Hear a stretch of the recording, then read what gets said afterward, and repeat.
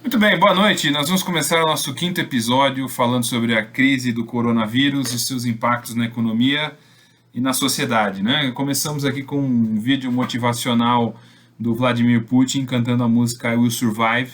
Nós vamos terminar com I Will Survive também, todos sobreviveremos, mas eu acho que o tom empolgado e emocional dele faz bem jus ao momento que a gente está vivendo, porque há vários memes, discursos, falas de que a próxima semana vai ser a semana decisiva da questão do coronavírus no Brasil. Não tem que sair de casa, não é uma gripezinha, é um evento complexo que nós não passamos, mas fique em casa. Na dúvida, não saia mais de casa de jeito nenhum. A menos que você seja desse grupo que vai salvar o país, que inclui gente da saúde, médico, enfermeiro, motorista de ônibus, motoboy, entregador, né, que é o pessoal que está na rua aí, talvez mais jovem, consiga passar melhor pela situação, mas é quem efetivamente vai salvar o país da crise e da falta de entregas. Ana Carolina, boa noite. Boa noite, Tudo bem? Tem tudo em ordem. alguma comentário, alguma dúvida para hoje? Quero saber sua opinião sobre as novas medidas do governo anunciada pelo presidente do BNDES.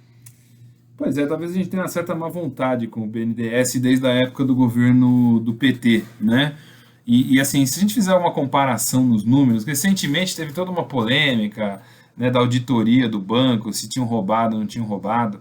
O fato é que emprestaram uma montanha de dinheiro para um monte de gente, especificamente JBS, OGX, né? E só para vocês terem uma ideia, quer dizer, o empréstimo era feito a uma taxa que a gente chamava de taxa de juros de longo prazo, 10% ao ano, enquanto a Selic pagava 14%. Então, boa parte desses empresários aí, dos campeões nacionais da época do PT, pegaram essa grana, né, com uma taxa de juros baixinha e reaplicaram em títulos do governo, ficando milionários com isso. Quer dizer, a gente teve uma evasão de dinheiro gigantesca, né? Depois isso foi para a campanha política, isso ajudou a reeleger políticos e criou toda essa linha de corrupção. Eu não consegui pegar os números atualizados, mas a estimativa é que tinha mais de 30 bilhões aí já identificados e voando, não só do BNDES, mas voando pelo mundo, dinheiro que era brasileiro e que foi para coisas, enfim, para investimentos não muito corretos e, enfim, corrupção no final do dia. Hoje o presidente Bolsonaro, talvez, né, uma semana atrás ele estava mandando o pessoal ir para a rua para abraçar o pessoal. Hoje ele já sentiu que a pressão é grande e o nosso amigo Trump lá na América do Norte também mudou o discurso. Então hoje ele fez uma live com o presidente do BNDES. E assim, eu assisti alguns pedaços, confesso, li algumas reportagens, mas aparentemente não saiu nada. Eles disseram que vão destinar 55 bilhões, só que não disseram exatamente para quem. Uma parte disso provavelmente vai para grandes empresas, que é quem já tem acesso a essa grana. Agora, acessar aos pequenos empresários, microempresários, e gente que precisa do dinheiro, isso não foi. Não é que não foi, não está dito como vai ser. Porque uma coisa é você chegar na televisão, chegar numa live do YouTube e dizer, vou destinar 55 bilhões. Tá bom, o que o cara tem que fazer? Ele vai ter que ir no cartório, pegar 5 vias de certidão da sua empresa, entrar num processo dentro de um banco que tem um contato com o BNDES, esse dinheiro não vai sair nunca. Né? O que você tinha que fazer era um cadastro mínimo, ser algum lugar em que a pessoa entra, se cadastra, eles cruzam a informação do CNPJ, cruza ali com o imposto de renda. Vai demorar um pouco, mas cruza essa informação. O cara tem um faturamento de 100 mil por ano. Nós vamos emprestar para ele 100 mil com uma taxa baixa em 12 meses. Faz uma carência, cobra de volta, né, fundo perdido, e cobra juros, mas cobra jurinho lá, 1% ao ano, alguma coisa assim, para poder financiar esse pessoal, para o cara não jogar as pessoas na rua. Né? Hoje teve uma entrevista de uma pessoa, até mandei uma mensagem, não o conhecia, mandei uma mensagem, não respondeu, porque óbvio ele deve estar muito mais preocupado com o que está acontecendo. Proprietário de restaurante, de padaria, enfim, uma pessoa que trabalha no ramo, e emocionado lá na CNN, depois eu deixo o link aqui para vocês, emocionado na CNN, ele disse, olha, eu tenho empregado, eu tenho gente que vai para casa, e eu não tenho como pagar essas pessoas. As pessoas vivem de gorjeta, as pessoas vivem do salário aqui, o salário às vezes não é grande coisa, eu ensino a pessoa a trabalhar, eu ensino ela a ter uma vida profissional, e agora se eu não tenho faturamento, se não tem ninguém trabalhando na minha empresa, eu não tenho como sustentar esse pessoal. Então, o governo brasileiro ele está muito lento na atitude, em tomar atitudes reais de ajudar a população. E a população que eu digo não é dar dinheiro para pobre, de novo, nós estamos falando isso todos os dias, mas é criar um canal de financiamento real para as pessoas para os empresários e para as empresas que vão ficar sem renda a partir de agora. E o que você achou do ministro das Relações Exteriores sobre os brasileiros que estão fora do Brasil e querendo voltar para casa? Deixa eu fazer uma pergunta para você. O que você achou do ministro, Ana Carolina? Achei péssimo, como sempre. É uma coisa curiosa, né? Quer dizer, a gente antes de começar essa live, a gente está conversando, né? Não queremos falar mal de todo mundo. Mas vamos lá, né? O cara fala mal, o cara tem uma postura ruim, o cara pensa torto, fala besteira, fala besteira da China, tudo mais, e a capacidade de articulação é nula, né? Não sei se você viu isso também, o ministro do Meio Ambiente, que estava quieto, eu até estava surpreso, falei, pô, ele não está falando mais besteira, ele ficou quieto. Ele ressurgiu mostrando um vídeo do Drauzio Varela falando do coronavírus no passado. Quer dizer, tem um pessoal que tem uma incapacidade crônica ou uma capacidade crônica de serem idiotas. Não há outra palavra. Quer dizer, o Ricardo Salles, muito provavelmente, ele estava com síndrome de sumiço, porque ele foi estrela ano passado pelas abobrinhas que fez. Agora ele reaparece falando abobrinha de novo. Né, num momento que você precisa de gente séria para fazer as coisas. Quer dizer, ele não resolveu nada na Amazônia, né, duvido que vai ter quarentena na Amazônia, os caras vão continuar desmatando tudo e o cara me reaparece do inferno para falar abobrinha. Esse Ernesto Araújo é outro imbecil. Teve aí, a gente pode colocar depois aqui o editorial da Band, né, a Rede Bandeirantes aí, fez um editorial dizendo que o cara é um idiota. Não fui eu que falei, a editorial da Band. Tudo bem, o dono da Band tem lá fazenda de exportação de soja, os caras têm amizade com a China, fecharam um acordo lá com o pessoal da China, né? Agora, o ponto-chave dessa história é que precisa efetivamente tomar vergonha na cara e parar de falar abobrinha. Né? Quer dizer, esse pessoal não tem capacidade de gerenciar uma situação. Você tem uma dúzia de brasileiros voando por aí, coitados, os caras estão perdidos em tudo, desde o Marrocos, Portugal, Espanha. E nossa, Peru, né? Peru nem precisa dizer, né? Seus amigos lá do Peru, tem bastante gente que você conhece lá. Esse pessoal você precisa criar um encaminhamento para voltar para cá. Né? De novo, nós estamos numa situação de guerra, de exclusão absoluta. Entendeu? Quer dizer, tem que reorganizar isso e é nessa hora que as pessoas assumem posições. O ministro da Saúde ele tem uma posição adequada, o ministro da Saúde é um cara que aparentemente sabe do que está falando, mas sabe que está falando demais, fala demais, você mesmo disse, né? O que ele gosta de fazer? Ele gosta de ouvir a voz dele, né? Então fala... Ele gosta de ouvir a própria voz. Ele gosta de ouvir a própria voz, então ele fica tarde, talvez eu goste também, por isso que eu não paro de falar aqui, mas... Ele fala, e aí quando você para no final do dia, ele começa a falar demais. Hoje ele estava terminando o dia lá, dizendo que eu estou rezando, vai dar tudo certo, tamo junto, vamos aí. Quer dizer, tem que ser mais direto ao ponto, tem que ser mais incisivo e passar para as pessoas uma sensação de segurança que em alguns momentos essa loucura de vai e volta deixa uma indefinição e o indivíduo que é mal informado, né? Porque hoje, por exemplo, passei pelos canais abertos. Não tinha nenhum canal aberto que estava fazendo alguma informação sobre coronavírus. Então, o cara que mora lá na comunidade, que assiste cultura não tem, mas ele assiste ou SBT, ou ele assiste, SBT estava passando Eliana fazendo a transformação de uma moça lá, né, a transformação, ela pegou a moça que estava, enfim, fez uma transformação, o gato está miando, é uma transformação, na Globo estava o Milton Nascimento cantando no Faustão, na Record estava o Rodrigo Faro fazendo alguma pegadinha de alguma coisa, a Bandeirantes eu nem coloquei, a Gazeta deve estar passando igreja, ele estava passando oração da igreja, então você não tem informação para esse pessoal, né? Você não tem informação para essa gente dizendo o que está acontecendo, como que está acontecendo e o que precisa ser feito.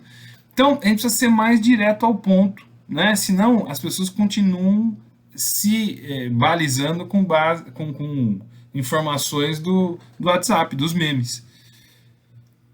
Desabafo. Mas você não falou do ministro. Precisa falar mais do ministro? Do Ernesto Araújo? É. Não, ele não tomou medida nenhuma. Ele estava dizendo que vai dar um jeito de tentar organizar com companhia aérea, com as pessoas, articular a vinda via outros países dos caras para cá. Mas não. Mas que era importante as pessoas preencherem a planilha.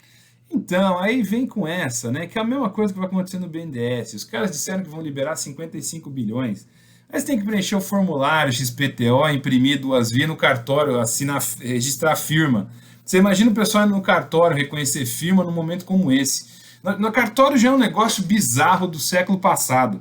Não dá para fazer um negócio via blockchain, você entra na internet, atualiza, carimba eletronicamente. Talvez essa seja a grande possibilidade de mudança que a gente vai ter nessa lástima, se a gente sobreviver a tudo isso, que é mudar essa forma de entendimento de como tem que funcionar.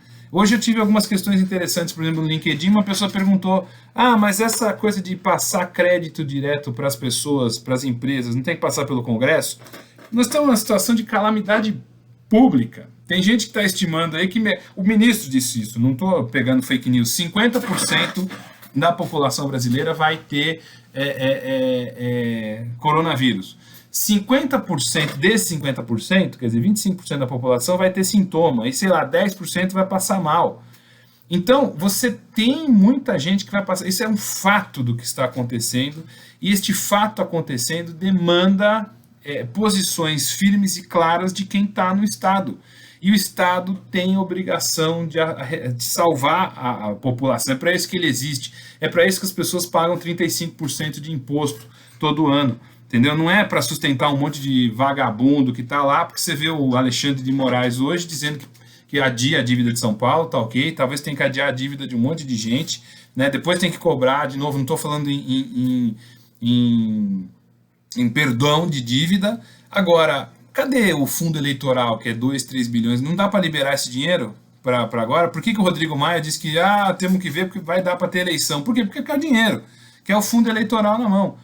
Não dá para tirar o auxílio paletó dos juízes e jogar na mão do pessoal? Não dá para tirar o auxílio não sei o que lá e jogar na mão da saúde? Pegou hoje 1 bilhão da educação, que já é uma lástima, vai ficar pior ainda. Cadê Estado fazendo? Né? Então, o problema não é só o Ernesto Araújo, que parece que tem uma postura. Você tem um conjunto de pessoas que são, assim, nitidamente idiotas, que são os caras que estão num lado do país e não têm capacidade de fazer o que precisa ser feito. Você tem um grupo que são os semi-idiotas, que eles estão circulando, né? Então você pode pegar, por exemplo, o Ricardo Salles, talvez ele seja um semi-idiota, que é mais perigoso, porque quando a pessoa é só idiota, ela é perigosa de um jeito. Quando o cara é um semi-idiota, ele passa como sério. E você tem pessoas no governo que aparentemente estão tendo uma política correta. Então você pega aí o próprio ministro, uma coisa que ele falou muito bem, hoje ele falou, vieram perguntar para ele, e aí, mas que empresa que você contratou para vender máscara? Ele falou, meu irmão, se você quer acompanhar se está certo, se está errado, fica aqui do meu lado, entendeu? E aí você vai ver que eu assino ou não, porque eu estou assinando tudo numa situação de emergência. Né? Tá tudo ficando no meu CPF. Isso é assumir a bronca. Né? Quantos deles estão assumindo essa bronca aí nessa situação? Então, é um momento em que você precisa de gente séria assumindo a bronca. E, de novo, nós vamos recair naquela situação. O governador do Pará acabou de dizer que está procurando a China para ajuda. Se você não tem uma atitude rápida do governo central, do governo federal, uma coordenação, o próprio Alcolumbre de Cama lá com o coronavírus mandou uma mensagem dizendo precisa ter uma coordenação central. Se você não tem essa coordenação, começamos a correr para um salve-se quem puder. E aí é o ponto em que, nitidamente, a coordenação do governo vai para o espaço. Ana Carolina, respondi ou você quer mais coisas sobre o Ernesto Araújo? Não, do Ernesto Araújo tá ok. Até ia perguntar dessa questão de pedir ajuda para a China. O que você achava disso, mas você já respondeu também. Veja, eu acho que a gente tem esse mal-estar do vírus ter surgido na China, essa discussão que você tem, quer dizer, os caras não são os caras mais limpinhos do mundo, mas se você der uma caminhada aí no CEAGESP, você vai ficar tão chocado com a higiene como você ficaria com a China. Talvez a China seja um pouco mais chocante. Vai para a Índia, vai para a China, vai para a África, né? As pessoas comem morcego, comem grilo, comem essas coisas, em parte porque tem uma crença, em parte porque não tem outra forma de proteína. Então, também está chegando uma hora, assim, o meu receio que eu tenho é que de repente a gente passa por tudo isso muito rápido e voltamos à vida normal. Voltar à vida normal é ter um monte de gente jogada na rua, é ter metade da população do mundo sem acesso à água encanada, é a gente aceitar essas favelas que a gente tem no Brasil, favela, não é comunidade, favela que a gente tem no Brasil, sem esgoto, sem água, sem condição de vida. E as pessoas só estão tomando consciência disso agora porque está começando a aparecer. Tem que fazer isolamento com álcool gel. Se a classe média não consegue comprar álcool gel, você acha que o cara que mora numa comunidade que ganha 800 conto por mês, num cômodo com 7 pessoas, vai conseguir comprar álcool gel e fazer o isolamento da família? Vocês estão de brincadeira, né? E aí que é o ponto em que você precisa efetivamente ter Estado. E passando isso, nós temos que fazer escolhas, tem que ter uma pressão muito grande em cima do Estado. Diz assim, tem que parar de gastar com servidor público que ganha 35 pau por mês, tem que parar de ter aposentado que não trabalha, que se aposenta com 30 mil reais por mês aos 50 anos, tem que acabar com os benefícios que você tem no judiciário, no executivo, no legislativo, e tem que destinar recursos para a saúde e educação. Isso é obrigação do Estado, isso não é favor. Isso não está em discussão. Se você quer ser um país sério e se você não quer passar por situações de perrengue como nós vamos passar agora de novo, porque esse vírus ninguém sabe se ele vai continuar, se ele volta, se ele vai se mutar, quanto tempo que dura isso. A gripe espanhola durou 1918 e 1919, que teve 2 voltas no mundo dos vírus. Então, ou a sociedade, a humanidade, a gente precisou de 100 anos para passar pela mesma situação e não ter aprendido. Né? Só que agora com internet, com meme, né? Naquela época não tinha internet e meme.